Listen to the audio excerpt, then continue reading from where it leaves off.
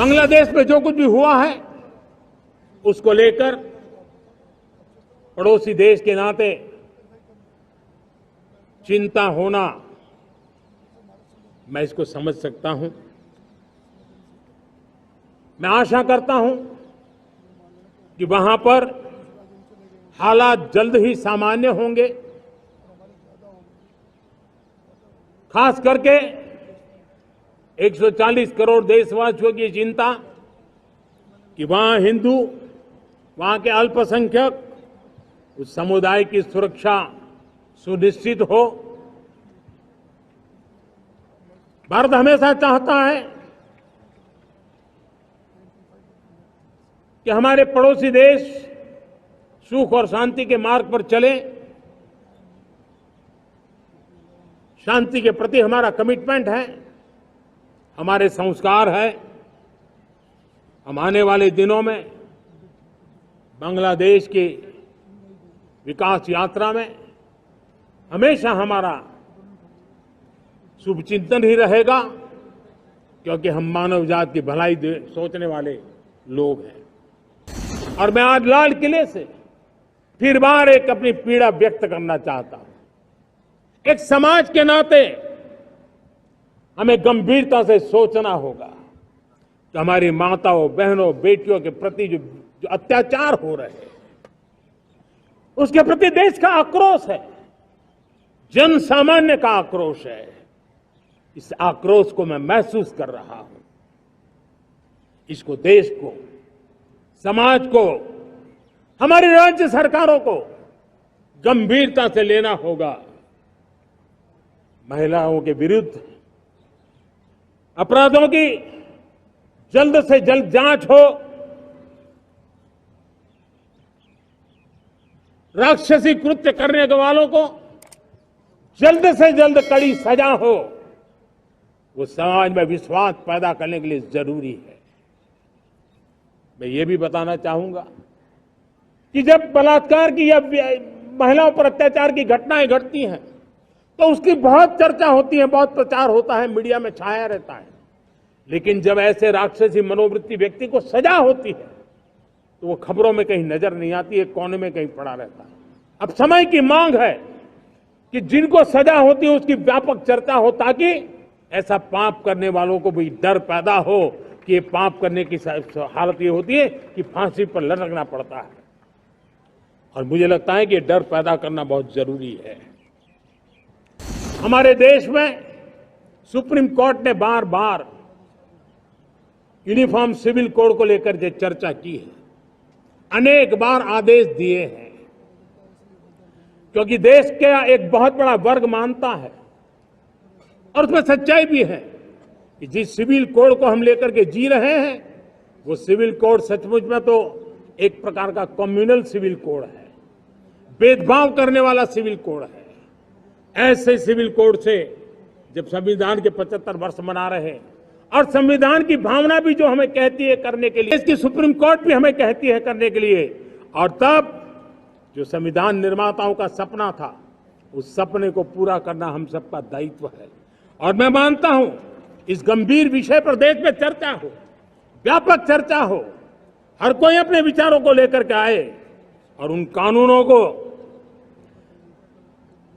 जो कानून धर्म के आधार पर देश को बांटते, जो ऊंच नीच का कारण बन जाते हैं, ऐसे कानूनों को आधुनिक समाज में कोई स्थान नहीं हो सकता है। और इसलिए मैं तो कहूंगा अब समय की मांग है कि देश में एक सेकुलर सिविल कोड हो। हमने कम्युनल सिविल कोड में 75 साल बिताए हैं, अब हमें सेक्युलर सिविल कोड की तरफ जाना होगा और तब जाकर के देश में धर्म के आधार पर जो भेदभाव हो रहे हैं, सामान्य नागरिक को जो दूरी महसूस होती है, उससे हमें मुक्ति मिलेगी। चुनौतियां हैं, अनगिनत चुनौतियां हैं। चुनौतियां भीतर भी है, चुनौतियां बाहर भी है। और जैसे जैसे हम ताकतवर बनेंगे, जैसे जैसे हमारा तवज्जो बढ़ेगा, तो चुनौतियां भी बढ़ने वाली है, बाहर की चुनौतियां और बढ़ने वाली है। और मुझे उसका भली भांति अंदाज है लेकिन मैं ऐसी शक्तियों को कहना चाहता हूं, भारत का विकास किसी के लिए संकट लेकर के नहीं आता। हम विश्व में समृद्ध थे तब भी हमने कभी दुनिया को युद्ध में नहीं झोंका है। हम बुद्ध का देश है, युद्ध हमारी राह नहीं है। और इसलिए विश्व चिंतित न हो भारत के आगे बढ़ने से। मैं विश्व समुदाय को विश्वास दिलाता हूं कि आप भारत के संस्कारों को समझिए, भारत के हजारों साल के इतिहास को समझिए। आप हमें संकट मत मानिए, आप उन तरकीबों से न जुड़िए जिसके कारण पूरी मानव जात का कल्याण करने का सामर्थ्य जिस भूमि में है उस भूमि को ज्यादा मेहनत करनी पड़े। लेकिन फिर भी मैं देशवासियों को कहना चाहता हूं, चुनौतियां कितनी ही क्यों न हो, चुनौती को चुनौती देना ये हिंदुस्तान की फितरत में है। न हम डिगेंगे, न हम थकेंगे, न हम रुकेंगे, न हम झुकेंगे। हम संकल्पों की पूर्ति के लिए 140 करोड़ देशवासियों का भाग्य बदलने के लिए, भाग्य सुनिश्चित करने के लिए, राष्ट्र के सपनों को साकार करने के लिए हम कोई कोर कसर नहीं छोड़ेंगे। हर बदनीयत वालों को हम हमारी नेक नीयत से जीतेंगे, ये मैं विश्वास देता हूं। हम ये न भूलें कि इस देश उस परिस्थितियों से भी दशकों तक भी आजादी के बाद समय बिताया है जब होती है, चलती है, अरे यार ये तो चलेगा, अरे हमें क्या मेहनत करने की जरूरत है, अरे मामला है अगली पीढ़ी दिखेगी, अरे हमको मौका मिला है यार मौज कर लो, आगे वाला आगे का जाने, हमें क्या कर रहा है, हम अपना समय निकाल दें, अरे नया करने जाओगे कोई बवाल उठ जाए। पता नहीं क्यों देश में स्टेटस को का माहौल बन गया था, जो है उसी से गुजारा कर लो, यही का माहौल बन गया था। और लोग तो कहते हैं अरे भाई छोड़ो अब कुछ होने वाला नहीं है, चलो, ऐसा ही मन बन गया था। हमें इस मानसिकता को तोड़ना था, हमें विश्वास से भरना था और हमने उस दिशा में प्रयास किया। कई लोग तो कहते थे अरे भाई अगली पीढ़ी के लिए काम हम अभी से क्यों करें, हम तो आज का देखें। लेकिन देश का सामान्य नागरिक ये नहीं चाहता, वो बदलाव के इंतजार में था, वो बदलाव चाहता था, उसकी ललक थी, लेकिन उसके सपनों को किसी ने तवज्जो नहीं दी, उसकी आशा आकांक्षाओं को अपेक्षाओं को तवज्जो नहीं दी गई और उसके कारण वो मुसीबतों को झेलते हुए गुजारा करता रहा, वो रिफॉर्म्स का इंतजार करता रहा। हमें जिम्मेदारी दी गई और हमने बड़े रिफॉर्म्स जमीन पर उतारे। गरीब हो, मिडिल क्लास हो, हमारे वंचित लोग हो, हमारी बढ़ती जाती शहरी आबादी हो, हमारे नौजवानों के सपने हो, संकल्प हो, आकांक्षाएं हो, उनके जीवन में बदलाव लाने के लिए रिफॉर्म का मार्ग हमने चुना। और मैं देशवासियों को विश्वास दिलाना चाहता हूं, रिफॉर्म के प्रति हमारी जो प्रतिबद्धता है वो पिंक पेपर के एडिटोरियल के लिए सीमित नहीं है। हमारे रिफॉर्म्स की ये प्रतिबद्धता है वो 4 दिन की वाहवाही के लिए नहीं है। हमारी रिफॉर्म्स की प्रक्रिया किसी मजबूरी में नहीं है, देश को मजबूती देने के इरादे से है। और इसलिए मैं आज कह सकता हूं रिफॉर्म का हमारा मार्ग एक प्रकार से ग्रोथ की ब्लूप्रिंट बनी हुई है।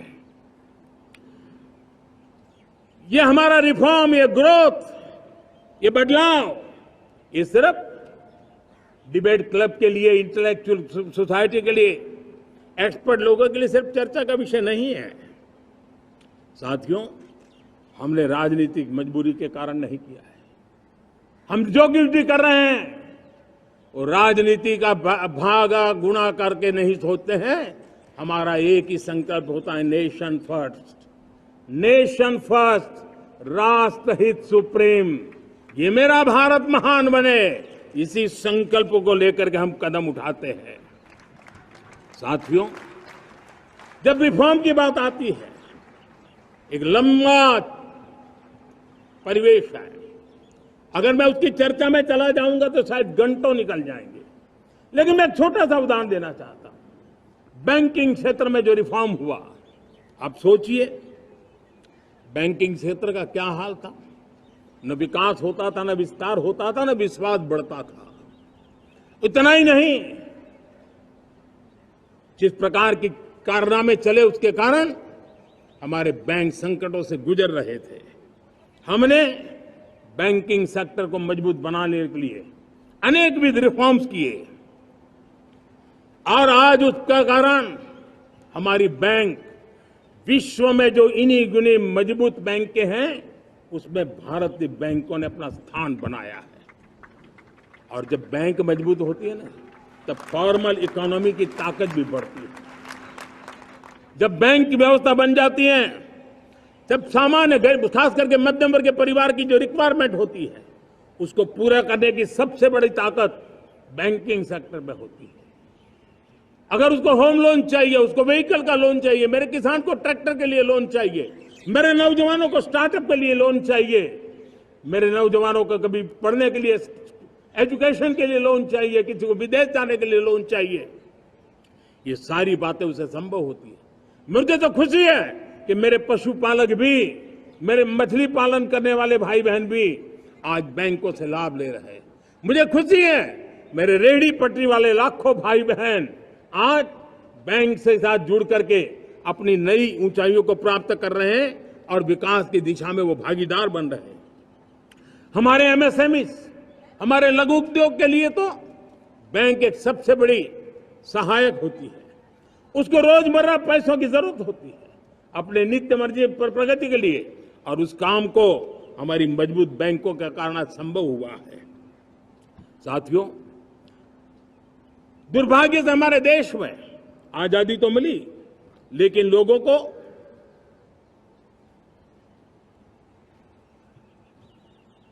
एक प्रकार से माई बाप कल्चर से गुजरना पड़ा।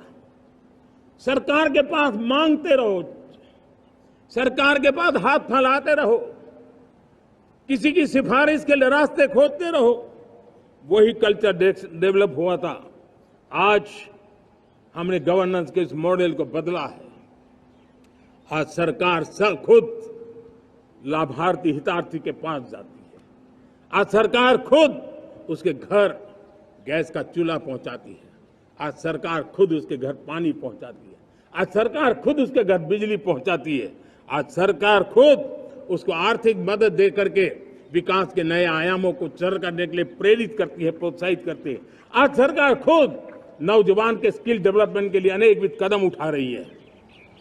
साथियों, बड़े रिफॉर्म्स के लिए हमारी सरकार बहुत ही प्रतिबद्ध है और हम इसी के द्वारा